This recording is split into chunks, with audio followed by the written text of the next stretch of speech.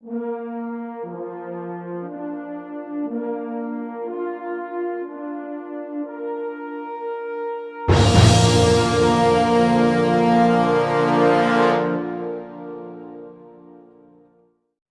Two DN Patel maths classes. આજના લેક્ચરની અંદર આપણે ધોરણ 11 પ્રિન્સિપલ ઓફ મેથેમેટિકલ ઇન્ડક્શન એટલે કે ગાણિતીય અનુમાનનો સિદ્ધાંત, પ્રિન્સિપલ એટલે કે સિદ્ધાંત ઓફ મેથેમેટિકલ ગાણિતીય ઇન્ડક્શન એટલે કે અનુમાન. તો ચલો આપણે ગાણિતીય અનુમાનનો સિદ્ધાંત એ જોઈએ પહેલા સમજી લઈએ કે તર્ક એટલે કે રીઝનિંગ. તો તર્ક એ બે પ્રકારના હોય છે. કેવા બે પ્રકારના? એક મેથેમેટિકલ રીઝનિંગ એટલે કે ગાણિતિક તર્ક.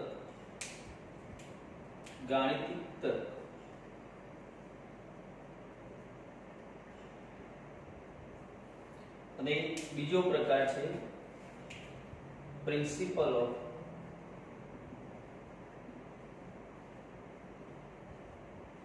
મેથેમેટિકલ ઇન્ડક્શન એટલે કે ગાણિતીય અનુમાનનો સિદ્ધાંત.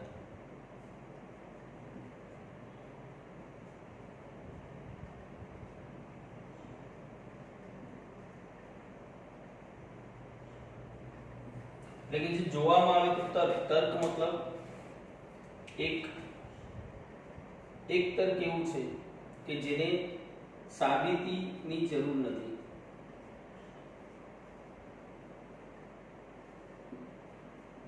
સાબિતી વગરનું તર્ક.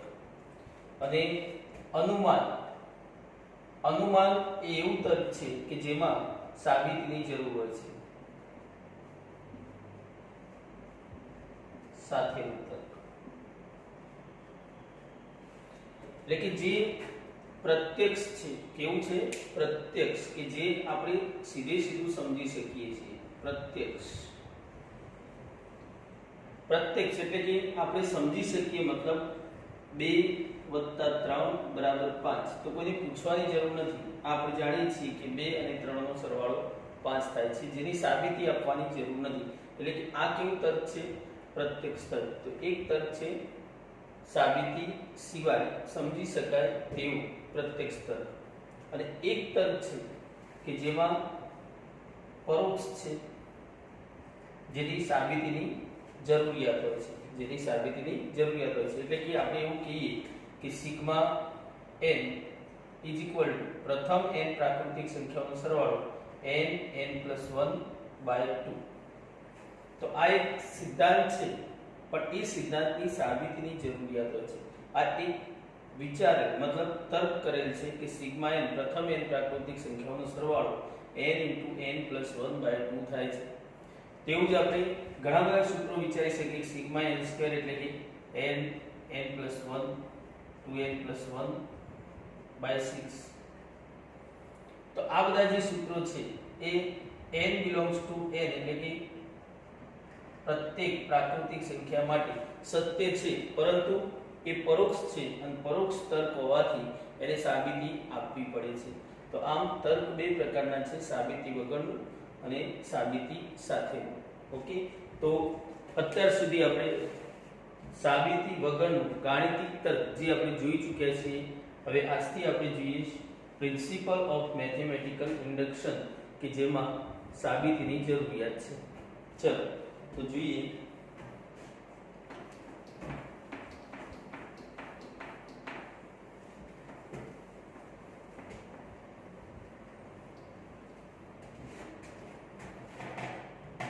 ગાણિતીય અનુમાનનો સિદ્ધાંત. તો જોડે જોડે આપણે સમજતા જઈશું કે ગાણિતીય અનુમાનનો સિદ્ધાંત છે શું અને એનો ઉપયોગ શું છે. તો ઉપયોગ આ ટોપિકની અંદર, આ ટોપિક એવો ટોપિક છે જે માત્ર રેગ્યુલરમાં જ આવે છે, જે ડબલઈમાં આ ટોપિક નથી. તો રેગ્યુલરમાં કેવી રીતે આવશે? તો ક્વેશ્ચન ગાણિતીય અનુમાનના સિદ્ધાંતની મદદથી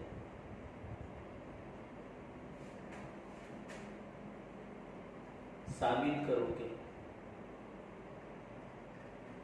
એટલે કે શોર્ટમાં કહીએ તો PMI principle of mathematical induction, PMI નો ઉપયોગ કરી સાબિત કરો કે પ્રથમ n પ્રાકૃતિક સંખ્યાઓનો સરવાળો એટલે 1 + 2 + 3 up to n is equal two n n+1/2 every n belongs to n માટે, એટલે કે પ્રત્યેક પ્રાકૃતિક સંખ્યા માટે પ્રથમ n પ્રાકૃતિક સંખ્યાઓનો સરવાળો થશે n × n+1/2.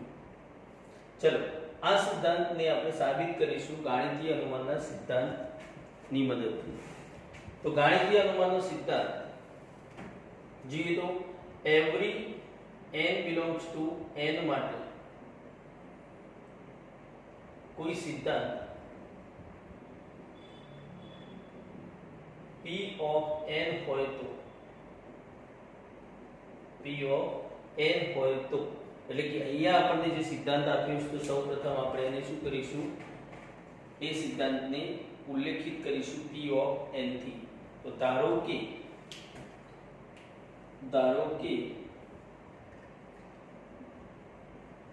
p of n from 1 + 2 + 3 up to n is equal to n n+1/2 n belongs to n.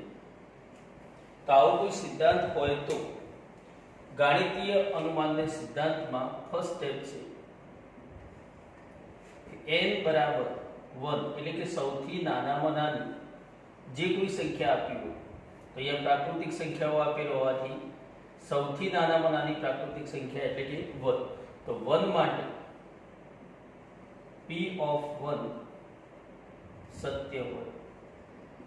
આપણી પરિભાષામાં કહીએ તો આ આપણે ચકાસવું પડે. જો સૌથી નાની સંખ્યા માટે p of n એટલે કે જે સિદ્ધાંત આપણને આપેલ છે એ સત્ય છે, તો પ્રત્યેક પ્રાકૃતિક સંખ્યા માટે તે સત્ય છે. તો પહેલા સ્ટેપમાં આપણે n = 1 માટે સત્ય છે કે કેમ તે ચકાસીશું. તો n = 1 માટે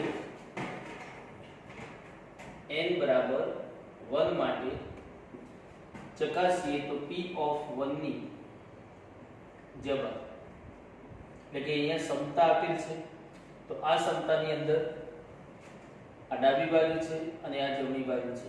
તો p of 1 ની જવાબ, તો n ની જગ્યાએ 1 મૂકવામાં આવે તો અહીંયા 1 થશે. એનો મતલબ કે 1 આવે ત્યાં સુધીના પદોનો સરવાળો. તો 1 ક્યાં છે? પહેલું જ પદ છે, એની આગળ કોઈ પદ નથી, તો 1 પદ સુધીનો સરવાળો એટલે કે 1.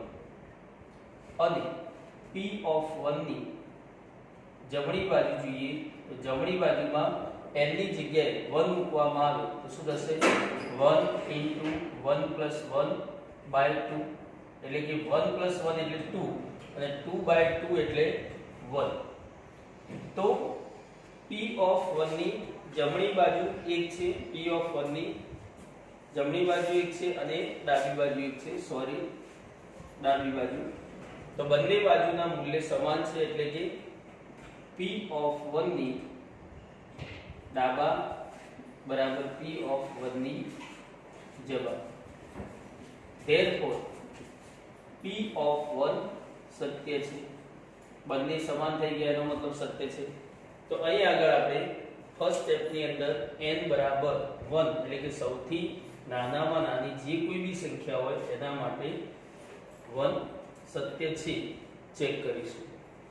ચલો એ સત્ય ચકાસણી થઈ ગયા બાદ બીજું સ્ટેપ કે n = k માટે p of k સત્ય છે. તો મતલબ બીજા સ્ટેપની અંદર n = k માટે p of k સત્ય છે એવું આપણે સ્વીકારી લઈશું. તો ધારો કે n બરાબર k માટે p ઓફ k સત્ય છે, સ્વીકારી લઈએ. તો p ઓફ k એટલે કે સિદ્ધાંતમાં આપણે જોઈએ તો p ઓફ n જે લખેલ છે એમાં n ની જગ્યાએ k મૂકી દઈશું. તો p of k = 1 + 2 + 3 up to n ની જગ્યાએ k = અહીંયા જમણી બાજુમાં પણ n ની જગ્યાએ k * k + 1/2 k belongs to n. આને કહીશું આપણે પરિણામ નંબર 1. ચલો હવે ત્રીજું સ્ટેપ છે એમાં n બરાબર k + 1 માટે p ઓફ k + 1 સત્ય થાય. એટલે કે p ઓફ k સત્ય છે એમ સ્વીકારી લેવામાં આવે અને n બરાબર k + 1 માટે p ઓફ k + 1 સત્ય સાબિત થાય. તો અહીં આગળ આપણે જોઈએ તો ત્રીજા સ્ટેપની અંદર n બરાબર k + 1 માટે p ઓફ k + 1 ફ્રોમ ચલો તો એ p ઓફ k જે છે એમાં k ની જગ્યાએ જ્યાં જ્યાં k જોવા મળે છે ત્યાં શું મૂકીશું k + 1 એટલે કે 1 + 2 + 3 અપ ટુ k ની જગ્યાએ k + 1 = જમણી બાજુમાં જોઈએ તો k ની જગ્યાએ k + 1 અહીંયા k આ k ની જગ્યાએ હું k + 1 મૂકું તો બાજુમાં +1 છે એટલે કે થશે શું તો k + 2 એટલે કે k + 2/2 k belongs to n. પરંતુ આપણે શું કહ્યું કે n બરાબર 1 એ ચકાસવું પડે. n બરાબર k માટે p ઓફ k સત્ય સ્વીકારી લેવામાં આવે અને એ p ઓફ k સત્ય સ્વીકારી લેવામાં આવે ત્યારે p ઓફ k + 1 સત્ય થાય તેવું સાબિત કરવું પડે. તો આપણે અહીંયા શું કહીશું જે સાબિત કરવું પડે. ચલો તો સાબિત કરવા માટે p ઓફ k + 1 ની ડાબી બાજુ લઈશું 1 + 2 + 3 અપ ટુ ક્યાં સુધી k + 1 સુધી. હવે જો જોઈએ તો પરિણામ 1 નો ઉપયોગ કરવો છે તો એની ડાબી બાજુ લાવવા માટે આપણે જોઈએ તો અહીંયા સમાંતર શ્રેણી જોવા મળે છે. જો દરેક પદ કોઈ પણ બે ક્રમિક પદો વચ્ચેનો તફાવત 1 છે એટલે એક પદ પાછા આવવામાં આવે તો શું થશે તો 1 + 2 + 3 અપ ટુ એક માઈનસ કરો તો k + k + 1 એટલે કે k સુધીના પદો જોવામાં આવે તો 1 + 2 + 3 + અપ ટુ k સુધી તો એ ક્યાં જોવા મળે છે પરિણામ 1 ની ડાબી બાજુ. તો જો આ બંને સમાન હોય તો પરિણામ 1 ની ડાબી બાજુની જગ્યાએ જમણી બાજુ મૂકી શકીએ. મતલબ કે આની જગ્યાએ શું મૂકીશું k + 1/2 પ્લસ બાકી બચેલું પદ k + 1. હવે જો જોઈએ તો બંને પદમાં એવું કોઈ પદ જોવા મળે છે કે જે લાવવાનું છે એમાં જોવા મળતું હોય તો કયું જોવા મળે છે k + 1 જે અહીંયા છે તો k + 1 કોમન લઈ લઈશું. k + 1 કોમન લેવામાં આવે તો પહેલા પદમાં શું બચશે k + 1 બહાર લીધા એટલે k/2 પ્લસ બીજા પદમાં શું બચશે તો બીજા પદમાં 1. હવે જોઈએ તો k + 1 એમના અહીંયા લસા લઈશું. લસા લઈએ તો 2 અહીંયા ગુણાશે એક સાથે એટલે કે k + 2/2. હવે જુઓ જે લાવવાનું હતું k + 1 * k + 2/2 જે આપણને મળી ગયું જે કોણ છે તો p ઓફ k + 1 ની જવાબ. therefore PMI એટલે કે પ્રિન્સિપલ ઓફ મેથેમેટિકલ ઇન્ડક્શન ગાણિતીય અનુમાનના સિદ્ધાંત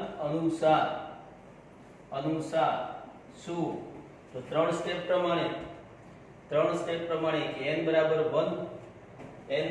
1 માટે p of 1 સત્ય છે, n બરાબર k માટે p of k સત્ય છે તેમ સ્વીકારી લઈએ તો અહીંયા સ્વીકારી લીધું છે, જેને પરિણામ 1 કહ્યું છે. અને આનો ઉપયોગ કરી n બરાબર k + 1 માટે p of k + 1 સત્ય સાબિત થાય, જે આપણે જોયું કે અહીંયા સાબિત કર્યું થાય તો શું કહી શકાય?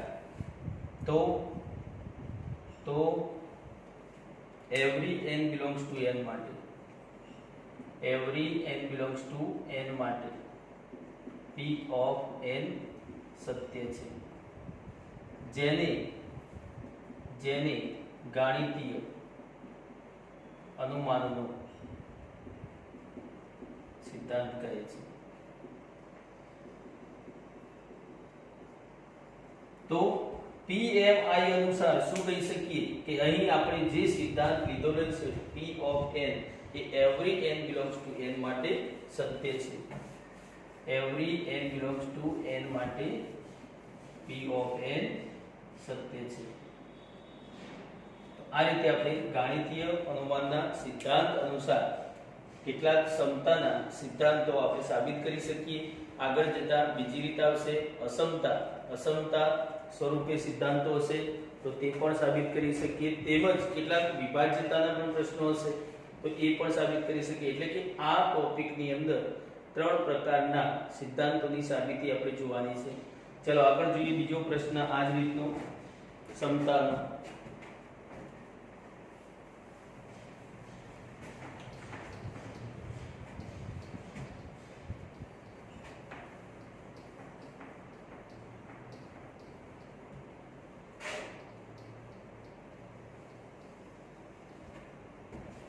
चलो तो प्रश्न नंबर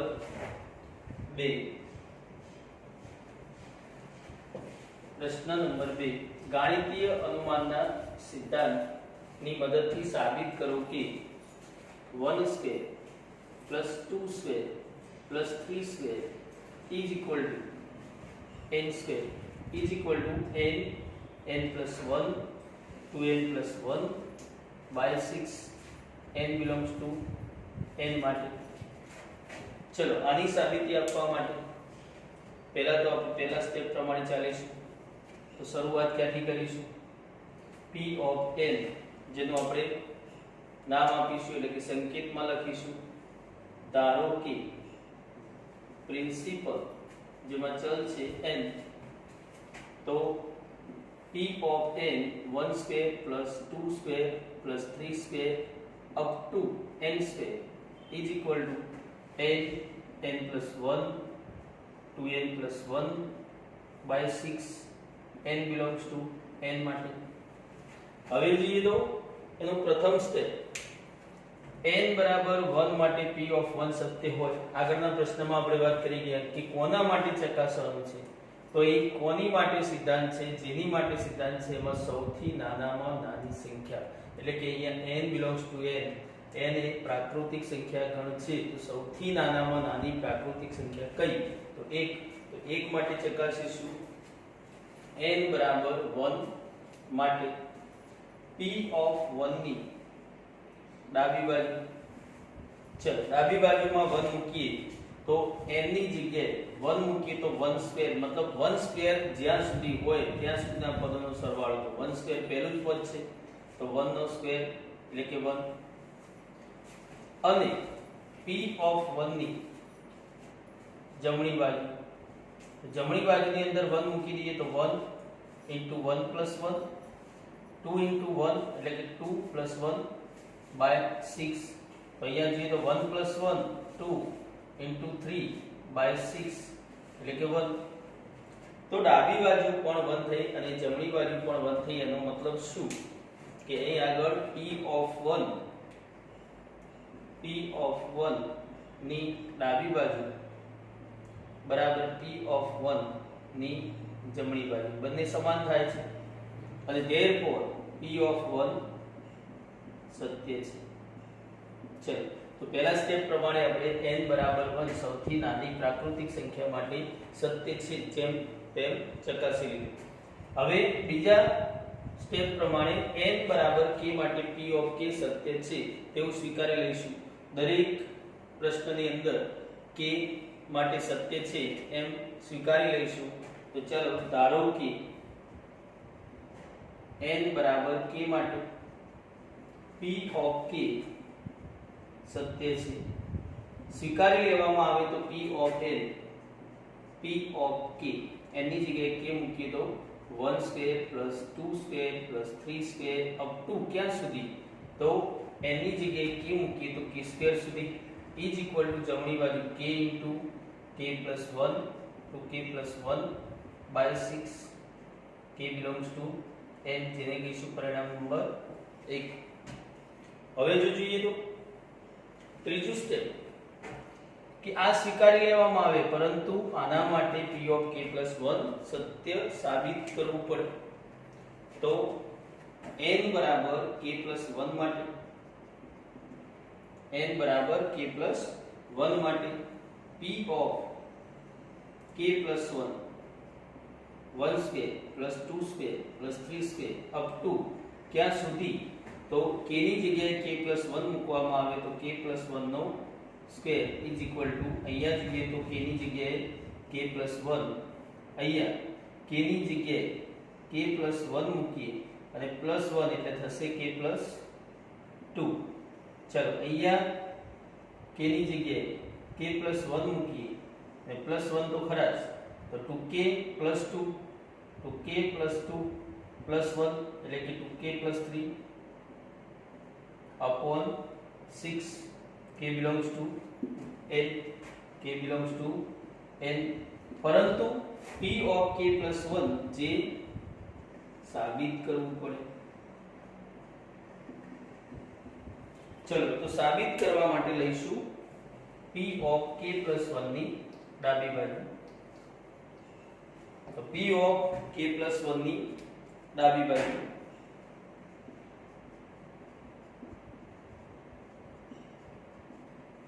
ચલો ડાબી બાજુ શું આપેલી છે? 1 square plus 2 square plus 3 square up to ક્યાં સુધી? k plus 1 whole square. અહીંયા પણ એક પદ પાછા આવીએ તો 1 માઈનસ કરીશું એટલે 1 square plus 2 square plus 3 square up two 1 minus કરીએ તો k square plus k plus 1 નો સ્ક્વેર. ચલો હવે આ પદની અંદર જોઈએ તો k સ્ક્વેર સુધી શું જોવા મળે છે? પરિણામ 1 ની ડાબા. તો પરિણામ 1 ની ડાબા ની જગ્યાએ જમણી બાજુ મૂકવામાં આવે તો શું થશે? k into k plus 1 into 2k plus 1 by 6 plus જે હતું બાકી એમને k plus 1 નો સ્ક્વેર.